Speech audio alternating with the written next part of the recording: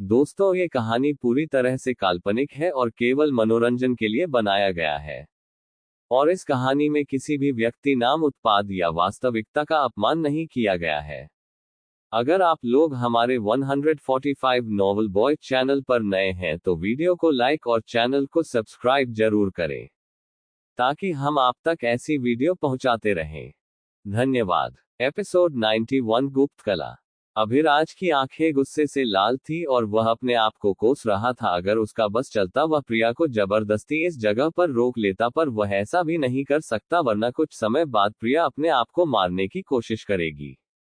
अभिराज ने धीमी आवाज में रुद्र से पूछा, रुद्र, मुझे एक बात बताओ, क्या सच में प्रिया के जाने से तोमर परिवार बच जाएगा? कुछ समय के लिए प्रिया का परिवार बच जाएगा। रुद्र ने अभिराज को देखा, पर जब श्रेष्ठ रणवीर प्रिया का इस्तेमाल कर लेंगे, वे अपना गुस्सा तोमर परिवार पर जरूर उतारेंगे और मुझे नहीं लगता तोमर परिवार का कोई भी सदस्य बच पाएगा। अभिराज की भौहें चढ़ गई और उसने अपने ऊपर नियंत्रण रखने के लिए अपने होंठ काट लिए। जब तुम जानते थे प्रिया के जाने या फिर ना जाने से कोई फर्क नहीं पड़ेगा, तुमने प्रिया को जाने क्यों दिया? अभिराज रुद्र पर चिल्लाते हुए बोला। मैं जानता था प्रिया के जाने से कोई फर्क नहीं पड़ेगा, पर प्रिया को अपने आखिरी वक्त में ऐसा लगेगा कि उसने अपने पूरे परिवार को बचा लिया। तुम्हें खुश होना चाहिए, प्रिया को मरते वक्त कोई पछतावा नहीं होगा। रुद्र ने अभिराज की आंखों ने देखते हुए सर्द आवाज में कहा। इस वक्त रुद्र किसी हवन से कम नहीं लग रहा था। अगर कोई आम इंसान रुद्र की आंखों में देख ले, वह वैसे ही डर जाएगा, पर अभिराज पर रुद्र के ऐसा रूप का कोई प्रभाव नहीं पड़ा, क्योंकि अभिराज ने रुद्र का ऐसा रूप पहले भी देखा था। अब अभिराज का अपने ऊपर नियंत्रण नहीं रहा और उसने रुद्र को जोरदार मुक्का मार दिया, क्योंकि प्रिया को दोबारा से मौत के मुंह में भेजने के बाद रुद्र के चेहरे पर पछतावे के कोई भाव नहीं थे। अभिराज का जोरदार मौका खाकर रुद्र 5 मीटर दूर जाकर गिरा। तूने फिर प्रिया का इस्तेमाल किया क्या? तू कभी किसी का दोस्त बनने के लायक भी है, या फिर तुमने आज तक दूसरों का इस्तेमाल करना ही सीखा है? इतना कहने के बाद अभिराज उस जगह से जाने के लिए मुंडा, जहां रुद्र ने अपने मुंह से निकलते खून को पूछा और बोला, रुको, किधर जा रहे हो? प्रिया को बचाने, अभिराज ने सर्द आवाज में कहा। क्या तुम पागल हो? एक तीसरी सितारे का मार्शल आर्टिस्ट चौथे सितारे के मार्शल आर्टिस्ट को कैसे मार सकता है? तुमने अभी देखा प्रिया के दादाजी ने हमें कैसे हरा दिया। चौथे सितारे का मार्शल आर्टिस्ट उड़ भी सकता है और उसकी रफ्तार भी बहुत ज्यादा होती है। रुद्र की बात सुनकर अभिराज पीछे मुंडा और रुद्र को देखते हुए बोला, हाँ मैं जानता हूं, पर श्रेष्ठ रणवीर हमसे मरता मरता बचा था। बस मुझे अच्छा मौका देखकर उसके ऊपर हमला करना है। हमने श्रेष्ठ रणवीर को 5वें स्तर की फॉर्मेशन से घायल किया था और हमारे पास फॉर्मेशन बनाने का काफी समय भी था, पर तुम्हें क्या लगता है हम श्रेष्ठ रणवीर के सामने जाएंगे और वे हमें फॉर्मेशन बनाने का समय देंगे? श्रेष्ठ रणवीर हमें देखते ही मार डालेंगे। रुद्र की बात सुनकर अभिराज ने गहरी सांस ली और फिर रुद्र की आंखों में देखते हुए कहा, रुद्र, मुझे तुम्हारे ऊपर कभी विश्वास नहीं था, पर प्रिया तुम्हारे ऊपर पूरा विश्वास करती थी। उसे पूरा यकीन था कि तुम अपना वादा पूरा करोगे, पर तुम कायर हो, तुम्हें अपनी मौत से डर लगता है। इतना कहने के बाद अभिराज चलने लगा, जहां पीछे से रुद्र की आवाज आई, तुम सिर्फ प्रिया को मरते हुए देखने के अलावा कुछ नहीं कर सकते। जहां अभिराज ने अपनी गति तेज कर दी और बोला, मैं तुम्हारी तरह कायर नहीं हूं, मैं प्रिया को बचाकर रहूंगा, चाहे उसके लिए मुझे मरना पड़े। रुद्र कुछ देर अभिराज को घूरता रहा, जो उसकी पहुंच से बहुत दूर जा चुका था। रुद्र ने कुछ सोचा और फिर अपनी मुट्ठी को बिछ लिया। किसने कहा मैं प्रिया को नहीं बचाने वाला?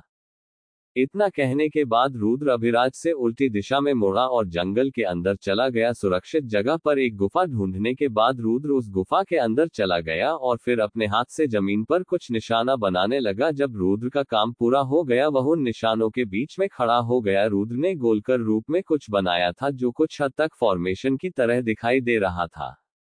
उसने 50 से भी ज्यादा स्पिरिचुअल स्टोन बाहर निकाले और सभी निशाने पर रख दिए। सभी स्पिरिचुअल स्टोन मिलकर एक चिन्ह बना रहे थे, जो शायद शैतानी फॉर्मेशन से संबंधित था।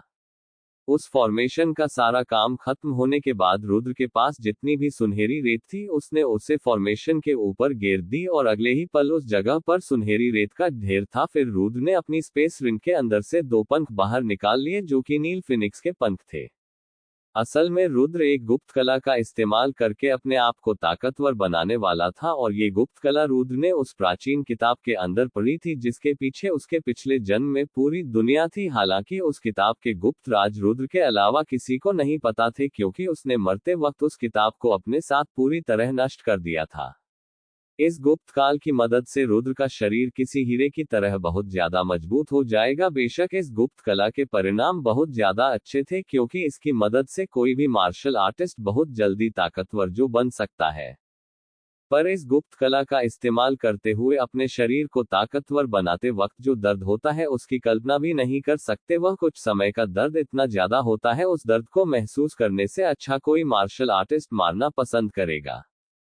क्योंकि जब कोई मार्शल आर्टिस्ट इस कला का इस्तेमाल करके अपने शरीर को ताकतवर बनाता है, उस वक्त उस मार्शल आर्टिस्ट को ऐसा लगता है जैसे कि कोई उसके शरीर को इंच इंच काट रहा हो। उस वक्त उस दर्द की कल्पना भी करना नामुमकिन है।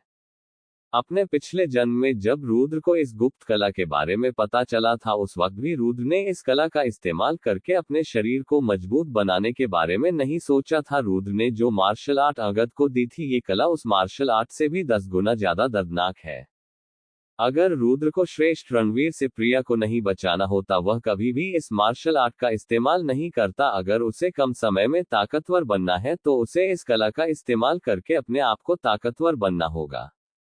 शांत दिल और दृढ़ संकल्प के साथ रुद्र ने जमीन पर हाथ रखा और अगले ही पल वह पूरी फॉर्मेशन चमकने लगी। कुछ सेकंड बाद सुनहरी रेत रुद्र के चारों तरफ फैल गई और रुद्र के शरीर में जाने लगी। रेत के सूक्ष्म कण रुद्र के शरीर में जा रहे थे और रुद्र को ऐसा लग रहा था जैसे कि 1000 सुइयां उसके शरीर में घुस रही हो। रुद्र 1000 या 2000 रेत के कण सहन कर सकता था, पर बात जब बिगड़ गई, जब सैकड़ों कण एक साथ रुद्र के शरीर में जाने लगे। इस वक्त रुद्र अपने दांत पीसने के अलावा कुछ नहीं कर सकता था। कुछ समय बाद सूक्ष्म कणों की संख्या लाखों में पहुंच गई और रुद्र का पूरा शरीर लघु लोहान हो गया। इस वक्त सुनहरी रेत ने रुद्र की सभी मांसपेशियों को खत्म कर दिया था। हालांकि ये शुरुआत थी, पर दर्द इतना ज्यादा था हर कोई अपनी मानसिक स्थिति खोकर मौत की भीख मांगे। इस वक्त रुद्र को बहुत ज्यादा दर्द हो रहा था, उसका पूरा शरीर कांप रहा था। वह चिल्लाना चाहता था पर उसने अपने ऊपर नियंत्रण रखा। पर आखिर में रुद्र ने हिम्मत तोड़ दी और वह चिल्लाने लगा, हाँ। रुद्र की चीख पूरी गुफा में गूंज गई, पर वह जानता था इससे कोई फायदा नहीं होगा, इसलिए उसने जल्दी अपना मुंह बंद कर लिया। वह जानता था अभी सुनहरी रेत ने उसकी मांसपेशियां नष्ट की है। जल्द ही सुनहरी रेत शरीर के समस्त अंगों को नष्ट करते हुए हड्डी को भी पूरी तरह नष्ट कर देगी और फिर उसके शरीर का दोबारा निर्माण होगा, और इस बार रुद्र के शरीर के सभी अंग सुनहरी रेत से बने होंगे। सारी प्रक्रिया खत्म होने के बाद रुद्र का शरीर किसी आध्यात्मिक खजाने की तरह हो जाएगा, पर उससे पहले उसे असहनीय दर्द महसूस करना होगा। अगर प्रिया की जान खतरे में नहीं होती, रुद्र इस कला का इस्तेमाल कभी नहीं करता, चाहे परिस्थिति कितने भी गंभीर क्यों ना होती। अगर उसे श्रेष्ठ रणवीर का सामना करना है तो उसे इस कला का इस्तेमाल करना होगा। अब आगे क्या होगा? क्या रुद्र इस कला का इस्तेमाल करके अपने आप को ताकतवर बन पाएगा? एपिसोड 92 शरीर का निर्माण हुआ। रुद्र दर्द में था। इस वक्त उसको ऐसा लग रहा था जैसे कि लाखों सुइयां उसके शरीर में घुस गई हो। रुद्र चिल्लाना चाहता था, पर उसे पता था अगर उसने ऐसा किया वह मौत के करीब पहुंच जाएगा।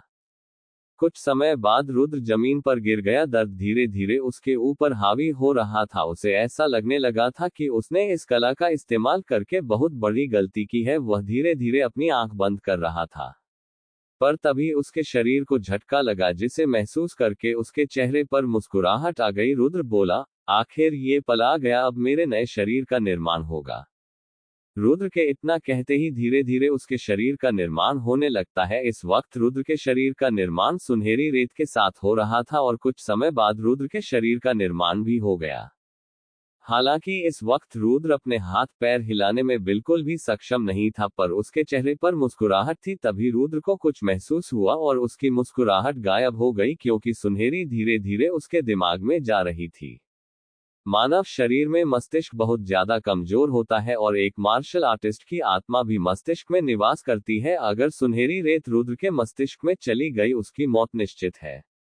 इससे पहले रुद्र कुछ कर पाता, सुनहरी रेत ने रुद्र के मस्तिष्क में प्रवेश कर लिया। इस वक्त रुद्र जिस कला का इस्तेमाल कर रहा था, उस कला के अंदर मानव शरीर के समस्त अंगों का पुनर्निर्माण होता है, चाहे वह मस्तिष्क ही क्यों ना हो। कुछ सेकंड रुद्र को कुछ महसूस नहीं हुआ, पर अगले ही पल रुद्र जोर जोर से चिल्लाने लगा। वह हिल नहीं पा रहा था। इस वक्त रुद्र को पिछले कुछ समय से 10 गुना ज्यादा दर्द महसूस हो रहा था। सुनहरी रेत धीरे धीरे उसकी आत्मा को नष्ट कर रही थी, और अगर एक बार रुद्र की आत्मा खत्म हो गई, फिर रुद्र की मौत हो जाएगी। रुद्र कुछ सोचने समझने की स्थिति में नहीं था, और कुछ देर के अंदर रुद्र की हालत ऐसी हो गई थी, वह बेहोश होने की कगार पर था। उसकी आंख धीरे धीरे बंद हो रही थी। वह अब चिल्ला भी नहीं पा रहा था, पर उसे दर्द उतना ही महसूस हो रहा था।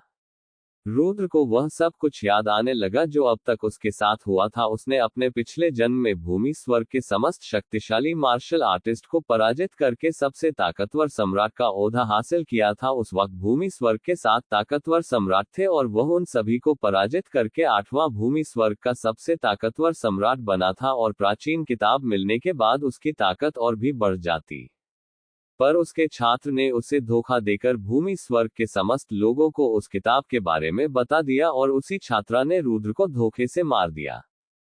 फिर उसका पूर्ण जन्म 17 वर्षीय युवा के शरीर में हुआ, और जब उसे रुद्र की यादें मिली, उसे पता चला वह वर्मा परिवार का मामूली नौकर है। वर्मा परिवार खत्म होने की कगार पर था, और रुद्र को भी इस बात से कोई फर्क नहीं पड़ता था कि वर्मा परिवार खत्म होने वाला है, पर उसे अपने दिल के शराब की वजह से वर्मा परिवार की मदद करनी पड़ी।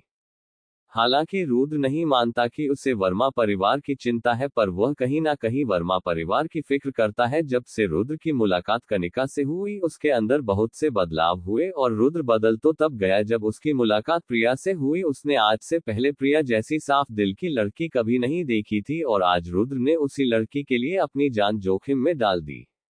रुद्र की आंखों के सामने अंधेरा छा गया। वह धीरे धीरे अपनी चेतना को खो रहा था। शायद ये उसका अंत था। तभी उसके मस्तिष्क से नीली आग बाहर निकली, और इस बार रुद्र को भी वह आग महसूस हुई। रुद्र उस आग को महसूस कर पा रहा था। पता नहीं क्यों इस बार रुद्र को उस आग से एक अलग नाता महसूस हुआ, जैसे कि वह आग उसके शरीर का हिस्सा हो। वह नीली आग रुद्र के शरीर से लिपट गई, और जो पंख उस फॉर्मेशन के अंदर रखे थे, वह उस आग की मदद से पिघलकर नीले पदार्थ में बदल गया, और अगले ही पल वह नीला पदार्थ रुद्र के शरीर में चला गया। जिसके कुछ सेकंड बाद रुद्र की पीठ पर 2 पंख दिखाई दिए, और अगले ही पल वे पंख गायब हो गए। रुद्र का इविल सोल भी उसके ऊर्जा स्रोत में सो रहा था, और वह फॉर्मेशन जो अब तक चमक रही थी, उसने चमकना बंद कर दिया। शायद उस फॉर्मेशन का काम हो चुका था। रुद्र उस फॉर्मेशन के ऊपर बेहोश अवस्था में पड़ा था, और उसके माथे पर नीली आग चमक रही थी। वही जंगलों की गहराइयों में एक गुफा के अंदर से एक अधेड़ उम्र के बूढ़े आदमी की आवाज आई, नामुमकिन, ऐसा कैसे हो सकता है? मैं उस आग को महसूस क्यों नहीं कर पा रहा? भले ही वह आदमी अधेड़ उम्र का था, पर उसका शरीर हीरे की तरह मजबूत था, और वह देखने में 55 साल के आदमी की तरह दिखाई देता था। पर इस वक्त उसके चेहरे पर हैरानी के भाव थे, पर अगले ही पल उसके चेहरे पर मुस्कुराहट आ गई। वह बोला, मैं बहुत बूढ़ा हो चुका हूं। हालांकि उस आग को मिटाना और नियंत्रित करना नामुमकिन है। पता नहीं उस लड़के ने ये सब कैसे किया होगा। इतना कहने के बाद वह जोर जोर से हंसने लगता है, जिसकी आवाज जंगलों में काफी दूर तक जा रही थी, पर दूर दूर तक कोई भी आध्यात्मिक जानवर उसकी आवाज सुनने के लिए नहीं था। अब आगे क्या होगा? रुद्र की आंख कितने दिनों बाद खुलेगी? क्या इस कला की मदद से सच में रुद्र की ताकत बढ़ी होगी? और क्या रुद्र सही वक्त में प्रिया को बचाने के लिए जा पाएगा? एपिसोड 93 3 कैदी। Moon city. तोमर परिवार के प्रवेश द्वार पर कुलदीप उतरा। उसके चेहरे पर चिंता की लकीरें थी, और वह तब घबरा गया जब उसने प्रवेश द्वार पर सिपाहियों को नहीं देखा। वह हड़बड़ी में मुख्य बैठक की ओर भागा। पूरा तोमर परिवार बिल्कुल शांत था। किसी भी जगह पर हलचल नहीं थी, जिस वजह से कुलदीप की घबराहट और भी ज्यादा बढ़ गई। मुख्य बैठक में पहुंचने के बाद उसे एक आदमी दिखाई दिया जो मुखिया की कुर्सी पर बैठा हुआ था। वह आदमी और कोई नहीं बल्कि श्रेष्ठ रणवीर था। कुलदीप रणवीर के सामने झुक गया और बोला, तोमर परिवार का सौभाग्य है जो मेहरा परिवार के श्रेष्ठ इस जगह पर है। रणवीर बिल्कुल शांत था, और वह चाय पी रहा था। जब उसने कुलदीप की बात सुनी, उसके चेहरे पर कुटिल मुस्कुराहट आ गई। क्या तुम जानते हो, तुम्हारा परिवार 1 सदी से मेहरा परिवार की देखरेख में है? रणवीर की बात सुनकर कुलदीप के पसीने छूटने लगे। उसका दिल बैठ रहा था। मेहरा परिवार का धन्यवाद, जो वे हमारे परिवार पर ध्यान देते हैं। आज हम जिस मुकाम पर है, ये सब मेहरा परिवार की वजह से है। कुलदीप ने अपनी चिंता को मुस्कुराहट के पीछे छुपाते हुए कहा। वही कुलदीप की बात सुनकर रणवीर खड़ा हो गया और उसके आसपास टहलने लगा। कुछ देर टहलने के बाद रणवीर बोला, अच्छा तुम ये सब सोचते हो? इतना कहने के बाद रणवीर अचानक मुड़ा और कुलदीप को जोरदार लात मारी। फिर तूने बाहरी लोगों के साथ मिलकर सुनहरी रेत क्यों चुराई? रणवीर चिल्लाया। कुलदीप की रूह कांप गई। दोबारा अपने घुटनों के बल बैठने के बाद कुलदीप ने अपना सर जमीन पर रख दिया और कांपती आवाज में बोला, श्रेष्ठ, ये गलतफहमी है। तोमर परिवार मेहरा परिवार को धोखा देने के बारे में सोच भी नहीं सकता। हाँ हाँ हाँ हाँ, कुछ समय पहले मैं भी यही सोचता था कि तू कभी हमारे परिवार को धोखा नहीं देगा। गुस्से में रणवीर ने मेज को 2 टुकड़ों में तोड़ दिया और बोलो, तुम्हारी पोती प्रिया कहाँ पर है? कुलदीप घबरा गया और वह बोलने में हकलाने लगा और आखिरकार वह कुछ नहीं बोल पाया। मैं बताता हूँ, तुम्हारी पोती ने 2 कमीनों के साथ मिलकर सुनहरी रेत को चुरा लिया और माली पर्वत पर उसका मर्त शरीर पड़ा है। उन तीनों को घायल करने के बाद रणवीर ने सोच लिया था कि वे तीनों उस आध्यात्मिक जानवर द्वारा मर गए होंगे जिसका एहसास उसे माली पर्वत पर हुआ था। रणवीर आज भी जब उस बारे में सोचता था उसे ठंडे पसीने आने लगते थे। उस आध्यात्मिक जानवर के एहसास भर से ही रणवीर अपनी मौत के बहुत करीब आ गया था। माली पर्वत से आने के बाद रणवीर ने इस बारे में बहुत देर तक सोचा था। उसे लग रहा था कि वे तीनों मर गए हैं, पर जब उसने कुलदीप को घर नहीं देखा, उसे लगने लगा कि कुलदीप उन तीनों के मर्त शरीर को इस जगह पर लाने में कामयाब हो जाएगा। पर कुलदीप खाली हाथ लौटा। कुछ ही महीना के अंदर रणवीर का बहुत ज्यादा नुकसान हो गया था। उसके हाथों से सारी सुनहरी रेत भी चली गई थी और साथ में प्रिया भी, जिसकी वजह से उसकी ताकत बढ़ने वाली थी। सिपाहियों, उन्हें अंदर ले आओ, रणवीर ने ताली बजाकर कहा। जहां रणवीर की बात सुनकर 3 मार्शल आर्टिस्ट जो कि तीसरी सितारे पर थे, वे जंजीर में बांधे 3 कैदियों को अंदर ले आए। उन तीनों कैदियों को देखकर कुलदीप की आंखें भर आई, क्योंकि वे तीनों और कोई नहीं बल्कि उसका बेटा और दोनों पोते थे। उनका पूरा शरीर जख्मों से भरा हुआ था और कहीं कहीं से खून बह रहा था। हालत इतनी बदतर थी कि अगर सही वक्त पर इलाज नहीं मिला, तीनों की मौत हो जाएगी। उन तीनों की ऐसी हालत देखकर कुलदीप के आंसू बहने लगे। उसने रणवीर को घूरा और चिल्लाया, हमने तुम्हारी इतने सालों तक सेवा की है, यहाँ तक कि हमारा पूरा परिवार तुम्हारे साथ वफादार है, और तुम इस तरह हमारी वफादारी का बदला चुका रहे हो।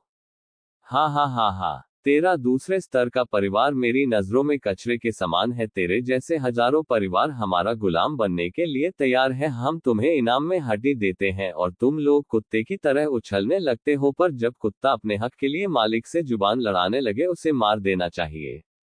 रणवीर के मुंह से अपने परिवार की बेइज्जती सुनकर कुलदीप को गुस्सा आ गया और उसने अपनी मुट्ठी बिछ ली। कुलदीप भी चौथे सितारे का मार्शल आर्टिस्ट था। उसने गुस्से में अपनी आभा बिखेरी, जिस वजह से 3 सिपाही पीछे हट गए।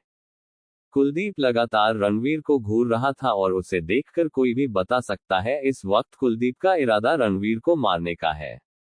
लगता है कुत्ता अपने मालिक को काटने वाला है, अभी इसे मारना पड़ेगा। रणवीर। आज पहली बार था जब कुलदीप ने रणवीर को उसके नाम से बुलाया। क्या मेहरा परिवार के युवा से प्रिया की शादी झूठी है? क्या तुम प्रिया का इस्तेमाल अपनी ताकत के लिए करने वाले हो? कुलदीप की बात सुनकर रणवीर चौंक गया, पर अगले ही पल उसके चेहरे पर कुटिल मुस्कुराहट आ गई। रणवीर बोला, हम ये सब बहुत सालों से कर रहे हैं। तुम्हारा परिवार ऐसा नहीं है जिससे हम लड़की नहीं लेते। तुम्हारे जैसे और भी बहुत सारे परिवार हैं, पर आज तक वे लोग इस बारे में पता नहीं लगा पाए। तू पहला है जिसमें इस बारे में पता लगाया। इतना कहने के बाद रणवीर जोर जोर से हंसने लगा। कमीने, मैं तुझे मार डालूंगा। कुलदीप दहाड़ा और गुस्से में अपनी पूरी ताकत का इस्तेमाल करते हुए रणवीर पर हमला कर दिया। अब आगे क्या होगा? क्या कुलदीप रणवीर को मार पाएगा, या फिर रणवीर कुलदीप को मार डालेगा, या फिर प्रिया आकर अपने दादाजी को बचा लेगी, या फिर आज तोमर परिवार का अंत है? इन सभी सवालों के जवाब एपिसोड 94 प्रिया की वापसी। अपनी पूरी ताकत से कुलदीप ने रणवीर के ऊपर हमला कर दिया, पर अगले ही पल रणवीर अपनी जगह से गायब होकर कुलदीप के पीछे था। अचानक रणवीर को अपनी जगह से गायब होते हुए देखकर कुलदीप चौंक गया, पर इससे पहले कुलदीप कुछ समझ पाता तभी उसकी पीठ पर प्रहार हुआ और वह दीवार से टकरा गया। ये सब काफी नहीं था, तभी रणवीर के सेवन ने कुलदीप के कंधे को घायल कर दिया। कुछ ही सेकंड के अंदर रणवीर ने कुलदीप को घायल कर दिया था। उसने खून की उल्टी की और रणवीर को देखा, जिसके चेहरे पर शैतानी हंसी थी। इस वक्त रणवीर और कुलदीप को देखने से ऐसा लग रहा था कुलदीप रणवीर के सामने कभी नहीं जीत सकता। हा हा हा हा, तूने अपने सपने में भी कैसे सोच लिया तू मेरा सामना कर सकता है? मैं मेहरा परिवार का 5वां श्रेष्ठ हूँ, रणवीर ने कुलदीप के पास आते हुए कहा। तू इतने सालों से चौथे सितारे पर अटका पड़ा है और मैं कब का चौथे सितारे के दूसरे स्तर पर पहुंच गया। तेरी और मेरी ताकत में जमीन आसमान का अंतर है। इतना कहने के बाद रणवीर ने कुलदीप की जान निकालने के लिए अपना सेवा ऊपर उठा लिया और बोला, तू चिंता मत कर, तेरे पीछे पीछे मैं तेरे परिवार को भी भेज दूंगा। रणवीर की बात सुनकर कुलदीप के चेहरे पर डर नहीं बल्कि अफसोस था, क्योंकि उसने अपने अंत की कल्पना इस तरह नहीं की थी, पर वह खुश था कि आखिरकार उसकी प्यारी पोती बच गई। उसे पूरा विश्वास था कि रणवीर कभी प्रिया के बारे में नहीं जान पाएगा, क्योंकि उसे लगता था कि प्रिया मारी गई। रुको, जैसे ही रणवीर कुलदीप का गला अलग करने के लिए अपना सेवा चलाने वाला था, तभी मुख्य द्वार से आवाज आई। उस आवाज को सुनकर सभी ने मुख्य द्वार की ओर देखा, जहां पर उन्हें प्रिया दिखाई दी, जिसने अपने गले के ऊपर चाकू रखा था। मैं जानती हूं तुम्हें मेरी जरूरत है, इन सभी को छोड़ दो वरना मैं अपने आप को मार डालूंगी, प्रिया ने कठोर आवाज में कहा। पहले तो रणवीर चौंक गया, पर अगले ही पल उसके भाव शांत थे। हा हा हा हा, तुम्हें क्या लगता है तू मेरे साथ सौदा कर सकती है? लगता है तूने अपने आप को कुछ ज्यादा ही मूल्यवान समझ लिया। हाँ, ये बात सच है, मुझे अपनी मार्शल आर्ट पूरी करने के लिए तेरी जरूरत है, पर और भी परिवार है जिनके अंदर से मैं तेरी जैसी लड़की ले सकता हूँ। रणवीर की बात सुनकर प्रिया सहम गई, पर अगले ही पल उसे रुद्र की बात याद आई कि रणवीर कितना ज्यादा चालाक है। वह किसी के साथ कुछ देर बात करके उसके दिमाग को बदलने में सक्षम है। इस बात को याद करके प्रिया की पकड़ खंजर पर मजबूत हो गई। फिर ठीक है, वैसे भी तुम मेरे परिवार को मारने वाले हो, मैं भी इनके साथ मर जाती हूँ। इतना कहने के बाद प्रिया ने अपने सफेद गले पर खंजर को मजबूत कर दिया, जिस वजह से प्रिया के गले पर कट लग गया। रुको, जैसे ही रणवीर को एहसास हुआ कि प्रिया अपने आप को मार सकती है, वह चिल्लाया, लगता है मेहरा परिवार के श्रेष्ठ को मेरी जरूरत है। इतना कहने के बाद प्रिया ने अपना खंजर नीचे कर लिया, क्योंकि अब उसने श्रेष्ठ रणवीर को एहसास दिला दिया कि अगर उसका परिवार मर गया, वह भी उनके साथ मर जाएगी। इधर रणवीर ने प्रिया को ऊपर से नीचे देखा और फिर अगले ही पल उसकी आंखें क्रूरता से चमक गई। क्या वे दोनों अब भी जिंदा है? रणवीर ने प्रिया से पूछा। इस बार रणवीर के भाव गंभीर थे, जैसे कि यह जानना उसके लिए सबसे ज्यादा जरूरी है।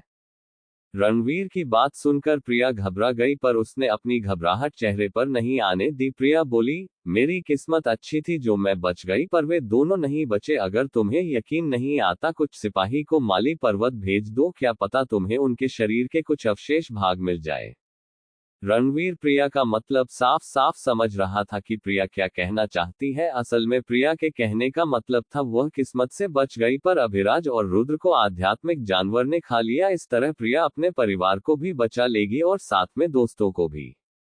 पर प्रिया ने रणवीर की समझदारी को कुछ कम आंक लिया था। हुआ, तुझे क्या लगता है तेरे इस झूठ पर मैं विश्वास कर लूंगा? जब तुम जिंदा हो, वे दोनों कमीने भी जिंदा हो गए। मेरे बहुत सारे दुश्मन हैं, पर आज तक कोई भी दुश्मन ऐसा पैदा नहीं हुआ जो मुझे मौत के इतने ज्यादा करीब ले गया हो।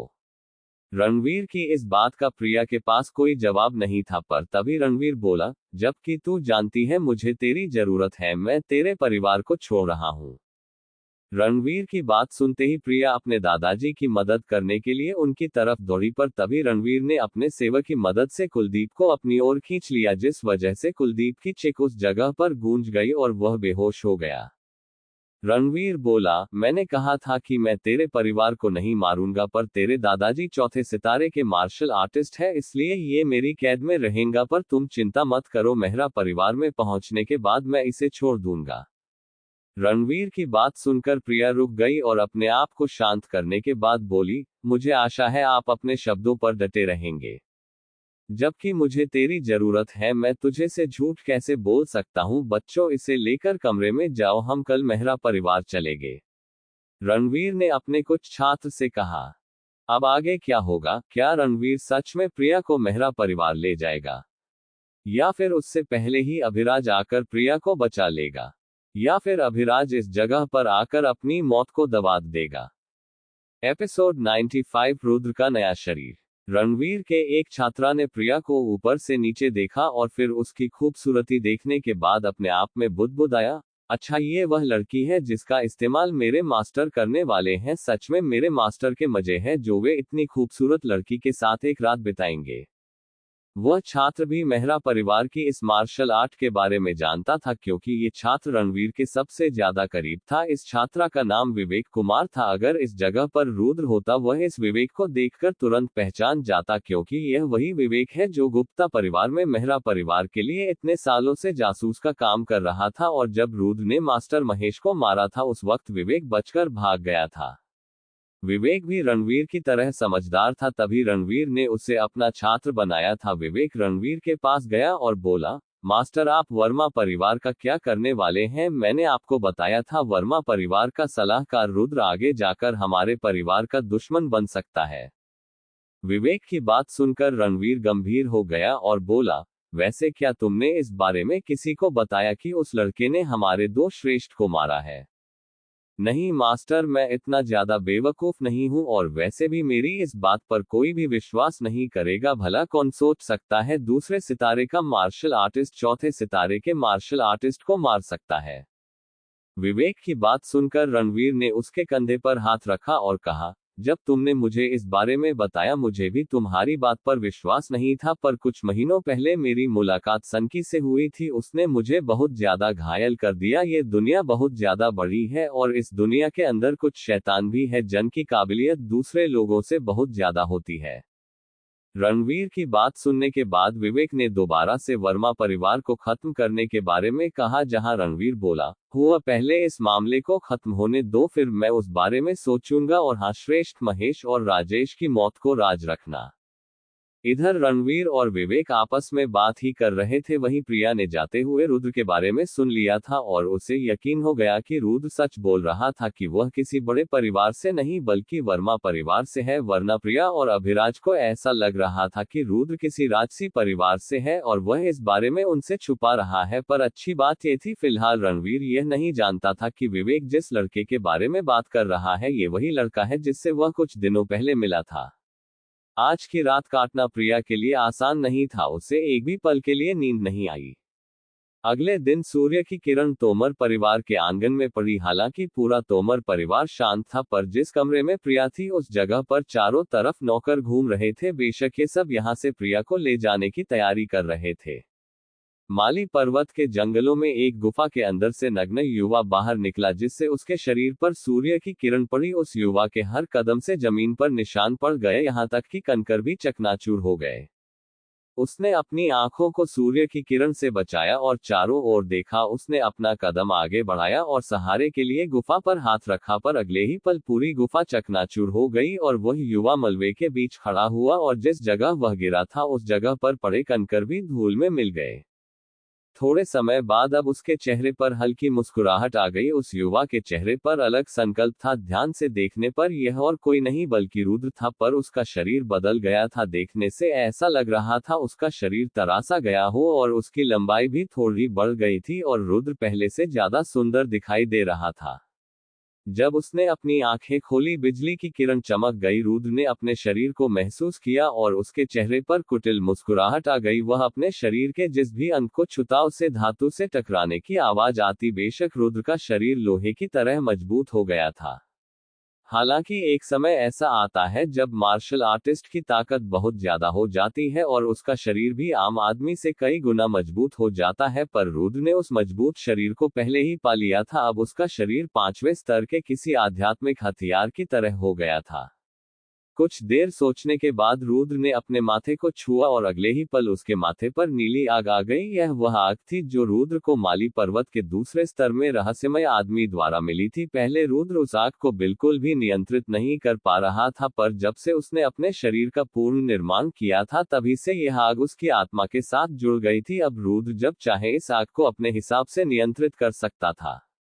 इस आग के बारे में सोचकर रुद्र को हंसी आ गई। हालांकि रुद्र इस आग के बारे में ज्यादा नहीं जानता था, पर उसे इतना पता था ये आग बहुत ज्यादा ताकतवर है और रुद्र ने जिस कला का इस्तेमाल किया था वह बहुत ज्यादा क्रूर और दर्दनाक थी, पर उसके परिणाम भी सोच से परे थे।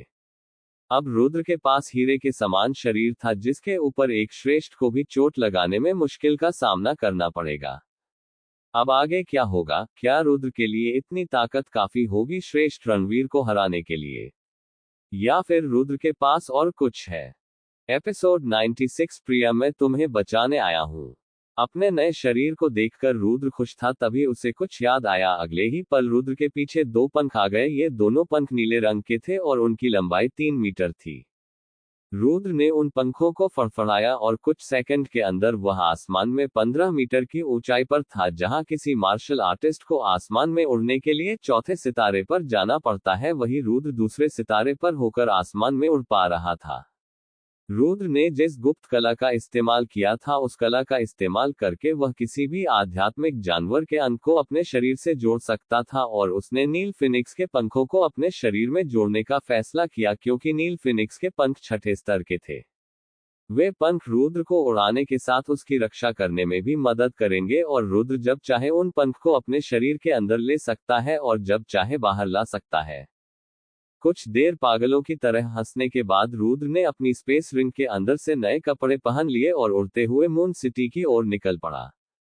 मून सिटी के अधिकतर लोग तोमर परिवार की मिस की शादी देखने के लिए तोमर परिवार के बाहर खड़े थे। दोनों नौकरानियां तोमर परिवार के गेट से बाहर निकली और उनके साथ प्रिया थी, जिसने लाल रंग का जोड़ा पहन रखा था। समस्त लड़कियां प्रिया को देखकर जल रही थी। आखिरकार प्रिया की शादी मेहरा परिवार में जो होने जा रही थी, पर उन्हें कहां पता था ये सब छलावा है। मेहरा परिवार में जाने के बाद प्रिया की मौत हो जाएगी। मून सिटी के बूढ़े लोग प्रिया के अंदर अपनी बेटी को देख रहे थे। चारों तरफ खुशी का माहौल था। सभी लोग प्रिया के बारे में ही बात कर रहे थे। उस शादी के जोड़े में प्रिया बहुत ज्यादा सुंदर लग रही थी। हालांकि उसने दूसरी लड़कियों की तरह अपने आप को ज्यादा तैयार नहीं किया था, पर फिर भी वह अप्सरा की तरह दिखाई दे रही थी। मून सिटी के सभी लोग तोमर परिवार से बाहर खड़े थे और प्रिया के साथ समस्त नौकरानी तोमर परिवार के आंगन में थे। प्रिया के पास रणवीर आया, जिसे देखकर प्रिया बोली, क्या मेहरा परिवार का श्रेष्ठ मुझे लेकर जाने वाला है? लगता है तूने गलत समझ लिया। पूरी मून सिटी को पता है तेरी और मेरे शिष्य की शादी है। रही बात मेरा काम तुझे मेहरा परिवार लेकर जाना है। साफ साफ कहो, तुम इस जगह पर मेरे ऊपर नजर रखने के लिए आए हो? प्रिया ने तिरस्कार भरी मुस्कुराहट के साथ कहा। हालांकि प्रिया जानती थी उसने अपने शरीर को अपने परिवार के बदले रणवीर को बेच दिया है और वह उसके साथ रात बिताने के बाद ताकतवर हो जाएगा और उसकी मौत हो जाएगी, पर ये सब कुछ जानने के बाद भी प्रिया को अपनी मौत का कोई गम नहीं था। वह ये जानकर खुश थी कि अभिराज और रुद्र दोनों सही सलामत है। अभी प्रिया इसी बारे में सोच रही थी, तभी प्रिया को देखकर रणवीर के चेहरे पर कुटिल मुस्कुराहट आ गई, जैसे कि वह जान गया हो कि प्रिया के मन में क्या चल रहा है। उसने प्रिया से धीमी आवाज में कहा, तुझे उन दोनों के बारे में सोचने की कोई जरूरत नहीं। बहुत जल्द मैं उन दोनों को नर्क भेजने वाला हूं। मैंने उस गुप्त रास्ते को भी बंद करवा दिया जिसका इस्तेमाल करके तुम लोग माली पर्वत गए थे और बहुत सारे लोग उन दोनों को ढूंढने में भी लगे हैं।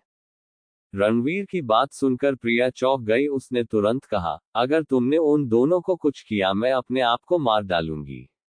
प्रिया की बात सुनकर रणवीर बिल्कुल शांत था, बल्कि उसके चेहरे पर कुटिल मुस्कुराहट थी। रणवीर बोला, तूने अपनी जान को अपने परिवार के बदले पहले ही बेच दिया। उन दोनों का मरना तय है और मुझे कोई नहीं रोक सकता। इतना कहने के बाद रणवीर ने प्रिया को पालकी के अंदर बैठने का इशारा किया। पालकी के दोनों तरफ 50 से भी ज्यादा मार्शल आर्टिस्ट थे, जिनमें से 40 मार्शल आर्टिस्ट पहले सितारे पर थे और 10 मार्शल आर्टिस्ट दूसरे सितारे पर। प्रिया ने नम आंखों के साथ अपना कदम आगे बढ़ाया। अगर वह रुद्र और अभिराज को बचाने की कोशिश करेगी, रणवीर उसके परिवार को मार डालेगा। फिलहाल उसके पास रणवीर की बात मानने के अलावा कोई और चारा नहीं था। कुछ कदम चलने के बाद प्रिया की स्पेस रिंग चमकने लगी, जिसे चमकता हुआ देखकर प्रिया को समझने में ज्यादा वक्त नहीं लगा कि उसके पास अभिराज और रुद्र में से कोई है। उसने आसमान की तरफ देखा और जोर से चिल्लाकर कहा, यहां से चले जाओ। सभी मार्शल आर्टिस्ट और नौकरानियां प्रिया की इस प्रतिक्रिया से चौंक गए। यहाँ तक कि एक पल के लिए रणवीर भी चौंक गया, पर अगले ही पल उसका चेहरा गंभीर हो गया। प्रिया, मैं तुम्हें बचाने के लिए आया हूँ। रणवीर को अपने पीछे से आवाज आई। जब रणवीर ने अपने पीछे देखा, उसे अभिराज दिखाई दिया, जो तेजी से अपनी तलवार लेकर उसके ऊपर हमला करने के लिए आ रहा था। रणवीर ने उसको ऐसे देखा जैसे कि ये उसके लिए कीड़े के समान हो। उसने अपने हाथ को आगे किया और अगले ही पल उसके हाथों में हरे रंग की एनर्जी का गोला तैयार हो गया। रणवीर ने बहुत सारी मार्शल आर्ट सीख रही थी और इस वक्त रणवीर उन्हीं मार्शल आर्ट में से एक का इस्तेमाल कर रहा था। पहले रणवीर के लिए अभिराज को हराना मुश्किल था, क्योंकि उस वक्त अभिराज रुद्र के साथ मिलकर फॉर्मेशन की मदद से रणवीर के ऊपर हमला कर रहा था। पर अब रणवीर अपनी थोड़ी ताकत इस्तेमाल करके ही अभिराज को मार सकता है। रणवीर ने उस एनर्जी से बने गोले को अभिराज पर छोड़ दिया। ये एनर्जी से बना गोला अभिराज को बाहरी तौर पर चोट नहीं देगा, बल्कि इस एनर्जी के गोले की वजह से अभिराज को अंदरूनी चोट लगेगी और वह अपनी एनर्जी का इस्तेमाल नहीं कर पाएगा। बेशक इस मार्शल आर्ट का इस्तेमाल करके रणवीर अभिराज को जिंदा रखना चाहता है, वह उसे एक बार में नहीं मारना चाहता, बल्कि उसे तड़फा तड़फा कर मारना चाहता है। उस एनर्जी के गोले की आभा से अभिराज की तलवार जो कि आगे थी, वह लखदाने लगी। बेशक यह उसके लिए चेतावनी थी, पर वह बिल्कुल भी नहीं डरा। उसने अपनी तलवार को अजीब तरीके से घुमाया और अगले ही पल उसकी तलवार में से सुनहरे रंग की रोशनी निकली और वह रोशनी सीधे उस एनर्जी के गोले को नष्ट करते हुए रणवीर की ओर बढ़ी। अभिराज को अजीब तरीके से तलवार घुमाते हुए देखकर रणवीर को कुछ याद आया और उसका दिल पसीज गया। हालांकि इससे पहले वह रोशनी रणवीर को लग पाती, वह उस जगह से गायब हो गया और वह रोशनी सीधे जाकर जमीन पर लगी। जब धूल हटी, वह जगह पूरी तरह तहस नहस हो गई थी और उस जगह पर बड़ा गड्ढा था। सेन परिवार की गुप्त मार्शल आर्ट अंतरिक्ष किरण। अभिराज के पीछे से आवाज आई, मुझे नहीं लगा एक ऐसा लड़का जो कि मुश्किल से 17 साल का होगा, उसे यह मार्शल आर्ट आती है। इसका मतलब तू सेन परिवार से है। रणवीर को समझने में ज्यादा वक्त नहीं लगा। उसके सामने खड़ा लड़का सेन परिवार से है और उसने अभी जिस मार्शल आर्ट का इस्तेमाल किया वह सेन परिवार की गुप्त मार्शल आर्ट है और उसे बहुत ही कम लोग सीख सकते हैं।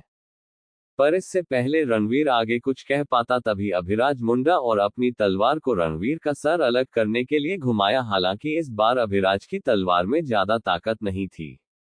अब आगे क्या होगा? क्या अभिराज रणवीर को घायल करके प्रिया को भगाने में कामयाब हो पाएगा, या फिर आज अभिराज का अंत है? एपिसोड 97, सेन परिवार का श्रीकांत। हालांकि जिस मार्शल आर्ट का तू इस्तेमाल कर रहा है ये ऊपरी स्तर की है, पर इस मार्शल आर्ट का इस्तेमाल करके भी तू मुझे नहीं हरा सकता। रणवीर बुदबुदाया और उसकी नजरों से गायब हो गया। रणवीर की रफ्तार इतनी ज्यादा थी, अभिराज को ऐसा लग रहा था रणवीर एक जगह से दूसरी जगह पर गायब हो रहा है। इससे पहले अभिराज को कुछ सोचने का वक्त मिलता, तभी उसकी पीठ पर हमला हुआ और वह उड़ता हुआ दूर जाकर गिरा। अभिराज ने खड़े होने की कोशिश की, पर कुछ सिपाहियों ने उसे पकड़ लिया। बच्चे, मैं जानता हूं तू सेन परिवार के मुखिया का बेटा है, तभी तू जिंदा है, वरना मैं तुझे कब का मार देता। रणवीर ने अभिराज के पास आने के बाद कहा। जब रणवीर ने देखा कि इतनी कम उम्र में अभिराज ऊपरी स्तर की मार्शल आर्ट का इतने अच्छे से इस्तेमाल कर रहा है, उसे समझने में ज्यादा वक्त नहीं लगा कि यह लड़का सेन परिवार के मुखिया का बेटा है। और वैसे भी ऊपरी स्तर की गुप्त मार्शल आर्ट को कोई भी एरा गेरा नहीं सीख सकता। यहाँ तक कि परिवार के सबसे ताकतवर श्रेष्ठ भी गुप्त मार्शल आर्ट नहीं सीख सकते। परिवार का युवा मास्टर, यानी जो अगला मुखिया बनने वाला है, वही गुप्त मार्शल आर्ट को सीख सकता है। अभिराज को सिपाहियों ने पकड़ रखा था। बहुत कोशिश करने के बाद भी अभिराज उन सिपाहियों की पकड़ से नहीं छूट पाया, पर जब उसने इतने करीब से रणवीर का चेहरा देखा, उसे गुस्सा आ गया और उसने रणवीर के चेहरे पर थूक दिया और तिरस्कार भरी मुस्कुराहट के साथ बोला, तू मुझे मार दे, फिर मैं भी देखता हूँ दो राजसी परिवार के बीच में युद्ध होने से कौन रोक सकता है। रणवीर ने अपना चेहरा साफ किया और कुटिल मुस्कुराहट के साथ बोला, बच्चे, तूने मुझे कम आंक लिया क्या? तू जानता भी है इस वक्त तू कहां पर खड़ा है? ये मेरा परिवार का इलाका है। अगर मैं तुझे यहां पर मार भी दूं फिर भी मुझे कोई कुछ नहीं कहेगा। इतना कहने के बाद रणवीर ने अभिराज का सर अलग करने के लिए अपने हाथ को ऊपर किया, तभी उस जगह पर आवाज गूंज गई, रुको। जब रणवीर ने सामने देखा, उसे अपनी तरफ सुनहरी किरण आती हुई दिखाई दी और वह 5 कदम दूर चला गया। वह किरण सीधी जमीन से टकरा गई और उस जगह पर 15 सेंटीमीटर बड़ा तलवार का निशान बन गया। बेशक ये हमला किसी अनुभवी तलवारबाज ने किया था। जब धूल हटी, अभिराज की बगल में बूढ़ा आदमी खड़ा था और जिन मार्शल आर्टिस्ट ने अभिराज को पकड़ रखा था वे सभी अभिराज से दूर घायल पड़े थे। श्रीकांत, तुम 30 साल हो गए जब मैंने तुम्हें आखिरी बार देखा था, रणवीर ने उसे आदमी का चेहरा देखने के बाद कहा। उस आदमी के चेहरे पर रणवीर की तरह झुर्रियां पड़ी हुई थी, पर उस आदमी के बाल सफेद थे, शरीर कमजोर था और हाथ की नसें ये बता रही थी कि यह आदमी अनुभवी तलवारबाज है।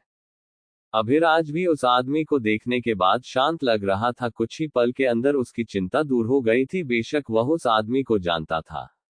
सातवें श्रेष्ठ, भगवान का शुक्र है आप यहाँ पर है, कृपया कर प्रिया को बचाने में मेरी मदद कीजिए, अभिराज ने श्रीकांत का चौगा पकड़कर कहा। अभिराज, हम इसमें कुछ नहीं कर सकते, ये मेहरा परिवार का मामला है, श्रीकांत ने अभिराज को देखते हुए कहा। देखा लड़के, किसी के मामले में अपनी टांग नहीं अड़ानी चाहिए वरना परिणाम बुरा हो सकता है। रणवीर ने अभिराज का मजाक उड़ाया और फिर श्रीकांत की तरफ देखते हुए कहा, इस बारे में तुझे अपने सातवें श्रेष्ठ से पूछना चाहिए, इसने भी 30 साल पहले किसी के मामले में अपनी टांग अड़ाई थी। रणवीर की बात सुनकर श्रीकांत को गुस्सा आ गया और उसने गुस्से में अपने दांत पीस लिए। श्रीकांत को बहुत ज्यादा गुस्सा आ रहा था और इस बात की गवाही उसकी आंख साफ साफ दे रही थी। इस वक्त श्रीकांत की आंखों में हत्या का इरादा था।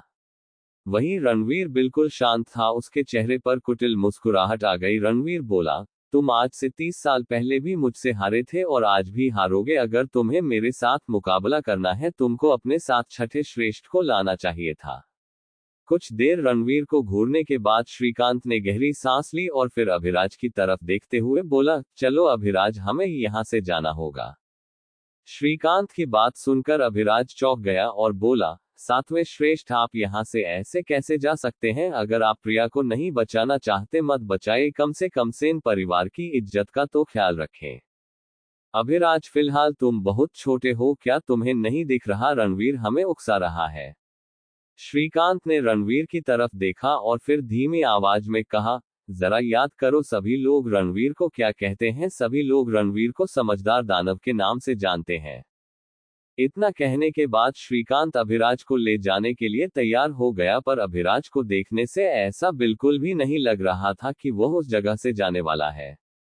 अभिराज ने रणवीर को देखा और फिर दृढ़ निश्चय से कहा, मैं यहाँ से कहीं नहीं जाने वाला। अगर मैं यहाँ से चला गया मुझे अपनी पूरी जिंदगी पछतावा रहेगा कि मैंने प्रिया को क्यों नहीं बचाया। हा हा हा हा, लगता है सेन परिवार के युवा मास्टर को जवानी का नशा चढ़ा है, जबकि सेन परिवार के युवा मास्टर एक लड़की को बचाना चाहते हैं। मैं उनके ऊपर एक आसान कर देता हूँ। इतना कहने के बाद रणवीर ने ताली बजाई। अब आगे क्या होगा? क्या अभिराज प्रिया को बचा पाएगा या फिर रणवीर अभिराज के सामने प्रिया को ले जाएगा? और रणवीर अभिराज के ऊपर क्या एहसान करने वाला था? एपिसोड 98 में आ गया। जैसे ही रणवीर ने ताली बजाई, तीसरे सितारे के 4 मार्शल आर्टिस्ट अपने साथ कुछ कैदियों को लेकर आ गए। वे सभी कैदी तोमर परिवार के सदस्य थे, जिनमें कुलदीप भी शामिल था। सभी कैदी बहुत ज्यादा घायल थे और उनके ताजा जख्म से खून बह रहा था। अपने भाई, पिता और दादाजी की ऐसी हालत देखकर प्रिया की आंखें नम हो गई और उसकी आंखों से आंसू बहने लगे। उसने गुस्से में रणवीर से कहा, तुम ये सब क्या कर रहे हो? तुमने वादा किया था तुम मेरे परिवार को कुछ नहीं करोगे, पर अगर मैंने ऐसा नहीं किया फिर मैं बुरा इंसान कैसे बनूंगा? और मैं वैसे भी सेन परिवार के युवा मास्टर पर एहसान कर रहा हूं। अगर वो तेरे साथ इन सभी को भी बचाएगा तो उसकी जिंदगी भर एहसानमंद रहेगी। असल में रणवीर ये सब कहकर प्रिया और अभिराज को कमजोर कर रहा था। अगर प्रिया अभिराज के साथ जाएगी, रणवीर उसके परिवार को मार डालेगा, और अगर अभिराज प्रिया को जबरदस्ती लेकर जाने की कोशिश करेगा फिर वह उसके सामने प्रिया के परिवार वालों को मार डालेगा। दोनों स्थिति में प्रिया के परिवार का मरना है। रणवीर ने सिपाहियों को इशारे किया और अगले ही पल सभी सिपाहियों ने कैदियों के ऊपर कोड़े मारने शुरू कर दिए। कुछ ही पल के अंदर पूरी जगह पर तोमर परिवार के सदस्यों की चीख गूंज रही थी। यहाँ तक कि कुलदीप भी दर्द के मारे चिल्लाए बिना नहीं रह सका। अपने परिवार को दर्द में देखकर प्रिया के आंसू लगातार बह रहे थे। उन्हें छोड़ दो वरना मैं अपने आप को मार डालूंगी, प्रिया ने रणवीर को धमकाने की कोशिश की। पर इस बार रणवीर तुरंत चिल्लाया, अगर तूने अपने आप को मार लिया मैं तेरे पूरे परिवार को तुरंत खत्म कर दूंगा। रणवीर की बात सुनकर प्रिया को सदमा लगा। सभी सिपाही लगातार कैदियों को कोड़े मार रहे थे और प्रिया उन्हें देखने के अलावा कुछ नहीं कर पा रही थी। प्रिया के पैर लकदाना लगे और वह नीचे गिर गई।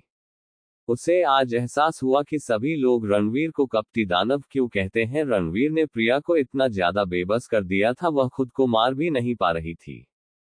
उसने हिचकी लेते हुए अपने आप से कहा, अब हमें कौन बचाएगा? मैंने तो अपने परिवार को बचाने के लिए अपने शरीर को भी बेच दिया। क्या मेरे परिवार का अंत इसी तरह होगा? नहीं, सब मेरी गलती है। अगर मैं उस दिन अपने घर से नहीं भागती, आज सब कुछ सही होता।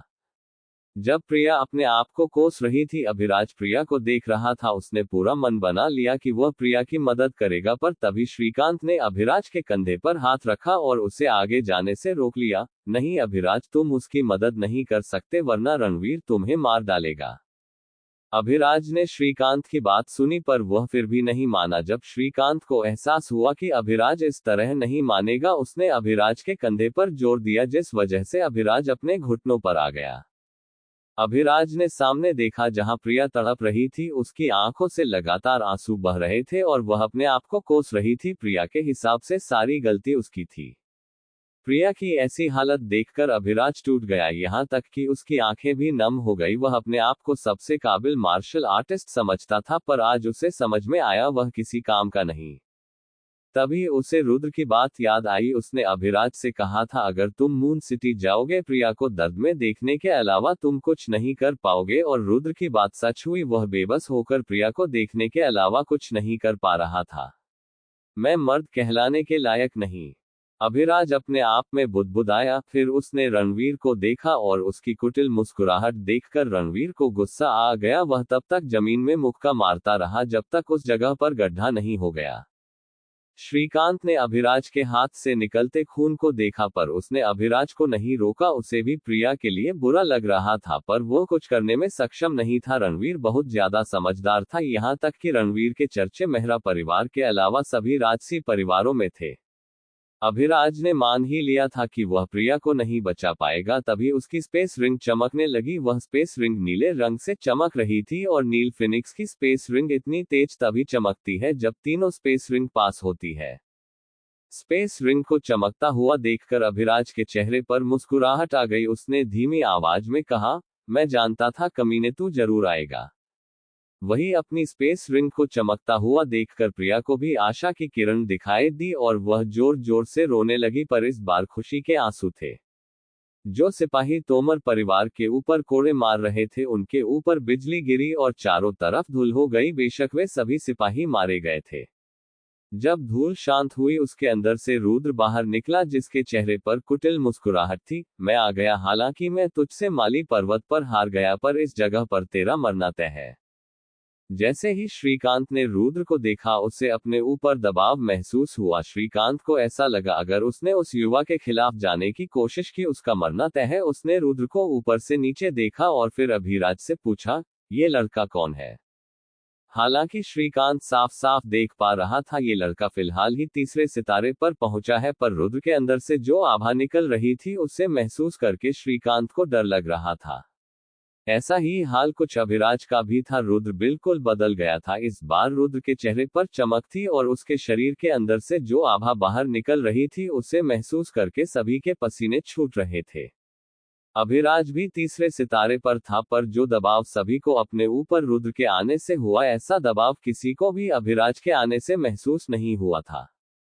सभी लोग जानते थे कि रुद्र तीसरे सितारे पर है और तीसरे सितारे के 2 या 3 मार्शल आर्टिस्ट बड़ी आसानी से रुद्र को मार सकते हैं, पर पता नहीं क्यों फिर भी सभी लोगों को पीछे हटने का मन कर रहा था। क्या हुआ अभिराज, तुमने मुझे नहीं बताया ये लड़का कौन है? श्रीकांत ने अभिराज से दोबारा पूछा। जहां अभिराज श्रीकांत की बात सुनकर इस बार खड़ा हो गया और हंसते हुए बोला, ये मेरा ऐसा दोस्त है जिसके ऊपर मैं कभी विश्वास नहीं कर सकता, पर मुसीबत में यही हमारी मदद करने के लिए आता है। हालांकि अभिराज का शरीर कांप रहा था, पर उसे अड़ा बिल्कुल भी महसूस नहीं हो रहा था, बल्कि वह उत्साहित था। जब श्रीकांत ने अभिराज की बात सुनी वह चौंक गया। आज पहली बार था जब अभिराज ने किसी की तारीफ की हो, वरना वह अपनी उम्र के सभी बच्चों को अपने से कम काबिल मानता है। श्रीकांत ने रुद्र को ध्यान से देखा, वह रुद्र को बिल्कुल भी नजरअंदाज नहीं कर सका। आज पहली बार था जब अभिराज ने किसी की तारीफ की हो। जिस युवा की अभिराज तारीफ कर रहा है उसके अंदर जरूर कुछ खास बात होगी। इतना बड़बड़ाने के बाद श्रीकांत ने उसी जगह पर रुकने का फैसला किया, वरना वह इसी वक्त जबरदस्ती अभिराज को लेकर जाने वाला था। कुछ पल के लिए रुद्र को देखकर रणवीर भी चौंक गया, पर रणवीर बहुत ज्यादा समझदार और जल्दी फैसला लेना वाला मार्शल आर्टिस्ट था। उसने जल्द ही अपने आप को शांत कर लिया। और वैसे भी रणवीर चौथे सितारे के तीसरे स्तर का मार्शल आर्टिस्ट था और रुद्र अभी तीसरे सितारे के पहले स्तर पर पहुंचा था। अभी उनके बीच में 12 स्तर का अंतर था। इसको अपने ऊपर कुछ ज्यादा ही आत्मविश्वास है। कुछ ही देर के अंदर इसे पता चल जाएगा वह एक श्रेष्ठ के सामने कुछ भी नहीं, रणवीर ने अपने आप से कहा। भले ही वह जानता था रुद्र उसके सामने कुछ भी नहीं, पर उसे एक बात अजीब लगी। कुछ महीनों पहले रुद्र दूसरे सितारे के 6ठे स्तर पर था, फिर इतनी जल्दी दूसरे सितारे के 9वें स्तर को पार करके तीसरे सितारे पर पहुंचना नामुमकिन था। ऐसा करना किसी भी मार्शल आर्टिस्ट के लिए मुमकिन नहीं। जैसे जैसे रणवीर इस बारे में सोच रहा था उसे अपनी रीढ़ की हड्डी में कंपन महसूस हुई और आखिरी में रणवीर इस नतीजे पर पहुंचा कि उसे रुद्र को अभी खत्म करना होगा, वरना रुद्र बाद में उसके लिए खतरा बन जाएगा। इतना सोचने के बाद उसने अपने सबसे प्रतिभाशाली शिष्य विवेक से रुद्र को मारने के लिए कहा। वही विवेक को देखकर रुद्र की कुटिल मुस्कुराहट और भी ज्यादा बड़ी हो गई। पिछली बार तो मेरे हाथों से बच गया था, पर इस बार मैं ऐसी गलती नहीं करूंगा। क्या तुम दोनों एक दूसरे को जानते हो? रणवीर ने रुद्र की बात सुनकर विवेक से पूछा, पर वह विवेक को देखकर चौंक गया, क्योंकि विवेक उसके पैर पड़कर कांप रहा था। यहाँ तक कि कुछ ही पल के अंदर उसका शरीर पसीने से तरबतर हो गया था। क्या तुम अपने मास्टर के होते हुए उससे डर रहे हो? रणवीर ने विवेक से पूछा, पर विवेक इस हालत में नहीं था कि वह कुछ कह पाए। अब रणवीर को गुस्सा आने लगा, क्योंकि वह सेन परिवार के 2 मार्शल आर्टिस्ट के सामने थर थर कांप रहा था। इस तरह उनकी इज्जत क्या रहेगी? श्रीकांत भी उन लोगों में से नहीं था जो चुपचाप खड़े होकर सब तमाशा देखता रहे। वह किसी भी हालत में इस मौके को नहीं छोड़ सकता था। उसने रणवीर का मजाक बनाते हुए कहा, हा हा हा हा हा, तुम्हारा ये प्रतिभाशाली शिष्य बिल्कुल तुम्हारे से मेल खाता है। श्रीकांत की बात सुनकर रणवीर का चेहरा गुस्से से लाल हो गया। उसने विवेक को अपने से दूर करने के लिए उसे लात मारी। वह अभी तीसरे सितारे के पहले स्तर पर पहुंचा है और तुम कब के तीसरे सितारे के दूसरे स्तर पर पहुंच गए थे? रणवीर ने विवेक को उसकी और रुद्र की ताकत में अंतर बताते हुए कहा। वहीं रणवीर की बात सुनकर विवेक ने रुद्र की ओर देखा, जो हत्या के इरादे से उसी को देख रहा था। वह जल्दी रणवीर के पास गया और बोला, मास्टर, ये और कोई नहीं बल्कि वर्मा परिवार का सलाहकार है और इसने ही मास्टर महेश और राजेश को मारा था। विवेक की बात सुनकर रणवीर चौंक गया। उसने रुद्र को ऊपर से नीचे देखा और फिर अपने आप से कहा, हाँ, ऐसा हो सकता है, ये 5वें स्तर का फॉर्मेशन मास्टर है। यहाँ तक कि इसके पास मेरा जैसा दिमाग भी है। मैं भी इसके जाल से मरता मारता बच्चा हूँ। जरूर इसी ने श्रेष्ठ राजेश और महेश को मारा होगा। मेहरा परिवार में श्रेष्ठ का ओहदा सभी शिष्य के लिए भगवान के समान होता है। और रणवीर को समझने में ज्यादा वक्त नहीं लगा कि जब विवेक ने 2 श्रेष्ठ को अपने सामने मारता हुआ देखा होगा, तभी से उसके दिल में रुद्र के लिए इतना ज्यादा डर बैठ गया। इससे फर्क नहीं पड़ता कि विवेक आगे चलकर कितना ज्यादा ताकतवर बन जाता है, वह कभी भी रुद्र का सामना नहीं कर पाएगा। विवेक की इतनी ज्यादा हालत खराब देखकर आखिरकार रणवीर ने फैसला लिया कि वह विवेक के सामने रुद्र को मारवा डालेगा, जिससे विवेक का डर भी खत्म हो जाएगा और रुद्र भी मारा जाएगा। इतना कहने के बाद रणवीर ने अपने सभी शिष्य से कहा, जो भी इस कमीने को मारेगा मैं उसे अपना करीबी शिष्य बनाने के साथ साथ गुप्त मार्शल आर्ट भी सिखाऊंगा। अब आगे क्या होगा? क्या रणवीर रुद्र को मारने में कामयाब हो जाएगा या फिर नहीं? एपिसोड 99 मार्शल आर्ट के स्तर। रणवीर की बात सुनकर बहुत से शिष्य उत्साहित हो गए। आखिरकार उन्हें रुद्र जैसे तीसरे सितारे के मार्शल आर्टिस्ट को मारने पर गुप्त मार्शल आर्ट सीखने का मौका जो मिल रहा था। किसी मार्शल आर्टिस्ट के लिए मार्शल आर्ट का सीखना बहुत ज्यादा जरूरी है। बिना मार्शल आर्ट के कोई भी मार्शल आर्टिस्ट अपनी एनर्जी का सही से उपयोग नहीं कर सकता, और जिस मार्शल आर्टिस्ट की मार्शल आर्ट जितनी ज्यादा ताकतवर होगी वह मार्शल आर्टिस्ट भी उतना ही ताकतवर होगा। और मार्शल आर्ट भी बहुत सी प्रकार की होती है। सबसे कमजोर मार्शल आर्ट निचले स्तर की होती है, जिन्हें तीसरे स्तर वाले परिवार सीख सकते हैं। उससे ज्यादा ताकतवर मार्शल आर्ट मध्य स्तर की होती है। ऐसी मार्शल आर्ट दूसरे स्तर के परिवार वालों पर पास पाई जाती है, और जो मार्शल आर्ट इन दोनों मार्शल आर्ट से ज्यादा ताकतवर होती है वह ऊपरी स्तर की मार्शल आर्ट होती है। इस तरह की मार्शल आर्ट को कोई श्रेष्ठ या फिर उसका करीबी शिष्य ही सीख सकता है, और ऐसी मार्शल आर्ट राजसी परिवार के पास ही होती है। तभी बहुत सारे लड़के हर साल राजसी परिवार के शिष्य बनते हैं। ऊपरी मार्शल आर्ट से भी ज्यादा ताकतवर कुछ मार्शल आर्ट होती है, जिन्हें गुप्त मार्शल आर्ट कहते हैं, और इस तरह की मार्शल आर्ट राजसी परिवार के मुखिया या फिर उनके बेटे सीख सकते हैं। गुप्त मार्शल आर्ट की वजह से ही राजसी परिवार के युवा मास्टर की ताकत इतनी जल्दी बढ़ती है, और उनकी ताकत भी सामान्य मार्शल आर्टिस्ट से ज्यादा होती है। जैसे अगर किसी ने गुप्त मार्शल आर्ट सीख रखी है, वह अपने से ताकतवर मार्शल आर्टिस्ट को भी हरा सकता है। पर गुप्त मार्शल आर्ट सीखकर भी कोई मार्शल आर्टिस्ट 2 या 3 स्तर का ही अंतर कम कर सकता है, उससे ज्यादा ताकतवर मार्शल आर्टिस्ट को वह नहीं हरा पाएगा। हालांकि कुछ मार्शल आर्ट ऐसी भी है जो पूरे राजगिरी महाद्वीप पर 3 या 4 है, और इस बारे में रुद्र को तब पता चला था जब राज परिवार के तीसरे राजकुमार राजीव ने उसे इस बारे में बताया था। और ये मार्शल आर्ट बहुत ज्यादा ताकतवर है, जिन्हें राज परिवार के सदस्य ही सीख सकते हैं। जब रणवीर ने अपने शिष्यों से गुप्त कला सिखाने के लिए कहा, सभी शिष्य बहुत ज्यादा उत्साहित हो गए। यहाँ तक कि जो मार्शल आर्टिस्ट रुद्र से कमजोर थे वे भी रुद्र के साथ लड़ने के लिए तैयार हो गए, क्योंकि मून सिटी के सभी लोग जानते थे रणवीर के पास एक गुप्त मार्शल आर्ट है जो उसे गलती से एक जगह पर मिल गई थी।